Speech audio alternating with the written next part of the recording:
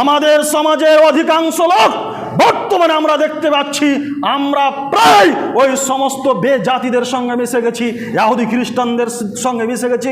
তাদের রীতিনীতিকে আমরা গ্রহণ করে নিয়েছি, তাদের রীতিনীতিকে আমরা অনুসরণ করি। কেন এ ব্যাপারে আরো বলা হয়েছে, রাসূল সাল্লাল্লাহু আলাইহি সাল্লাম বলেছেন যে আমার সব থেকে বড় ভয় যে আমার উম্মতের এক শ্রেণীর নেতাকে রাসূল সাল্লাল্লাহু আলাইহি সাল্লাম কি করেছেন, সব থেকে বড় ভয় করেছেন।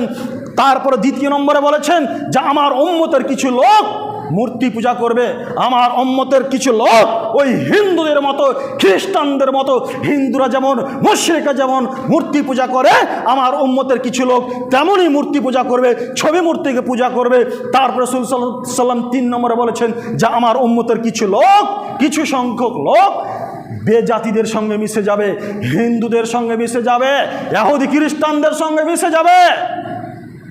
অতএব এই 3টা ভয় রাসূল সাল্লাল্লাহু আলাইহি সাল্লাম করেছেন যে আমার জীবনের সব থেকে বড় ভয় এক শ্রেণীর নেতাকে রাসূল সাল্লাল্লাহু আলাইহি সাল্লাম বড় ভয় করেছেন যে এই ধরনের নেতাই কি করবে, আমার দিনের ক্ষতি করবে, এই ধরনের নেতাই আমার দিনের ক্ষতি করবে। তারপরে 2 নম্বরে তিনি করেছেন ভয় যে আমার উম্মত কি করে মূর্তি পূজা করবে। আজ প্রতিটা ঘরে দেখেন ছবি মূর্তিকে খুব সুন্দর করে সাজগোজ করে সাজিয়ে ঘরে রাখা হয়। তার মানে আপনি ছবি মূর্তিকে কি করছেন, শ্রদ্ধা করছেন, সম্মান করছেন, পূজা করছেন। আপনার বাড়িতে ওই যে তেলের বোতলটা রেখেছেন না, তেলের বোতলে দেখবেন একটা মানুষের ছবি রয়েছে, একটা কার্টুন রয়েছে, বিভিন্ন রকম ছবি রয়েছে। সেই ছবিগুলোই হচ্ছে মূর্তি পূজা। সেগুলোকে সম্মান করা, শ্রদ্ধা করাই মানে হচ্ছে মূর্তি পূজা করা। অতএব সেগুলোকে সতর্ক সাবধান থাকতে হবে, সেগুলোকে বাড়ি থেকে ঘর থেকে বের করে দিতে হবে। সম্ভব যদি না হয় তাহলে সেই স্টিকারটাকে উঠে ফেলতে হবে, সেই কাগজটাকে উঠে ফেলতে হবে। তারপরেও যদি সম্ভব না হয় আপনাকে কোনো কাপড় দিয়ে ঢেকে রাখতে হবে। কেননা রাসূল সাল্লাল্লাহু আলাইহি সাল্লাম বলেছেন যেই ঘরে ছবি থাকবে, যেই ঘরে মূর্তি থাকবে, সেই ঘরে ফেরেশতা প্রবেশ করবে না।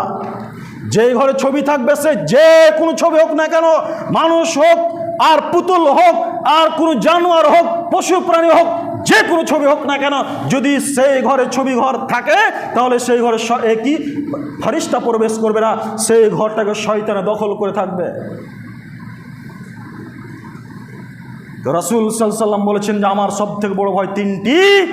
1 ধরনের নেতা, 2 আমার উম্মত মূর্তি পূজা করবে, 3 আমার উম্মতের কিছু লোক বেজাতিদের সঙ্গে মিশে যাবে, মুশরিকদের সঙ্গে মিশে যাবে, হিন্দুদের সঙ্গে মিশে যাবে।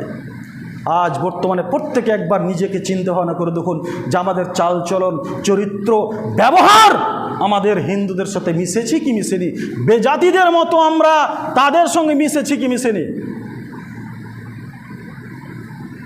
আজ আমরা গান বাজনা বাদ্যযন্ত্রের প্রতি এতটাই আকৃষ্ট, এতটাই আগ্রহী যে গান বাজনা ছাড়া আমরা কিছুই বুঝি না।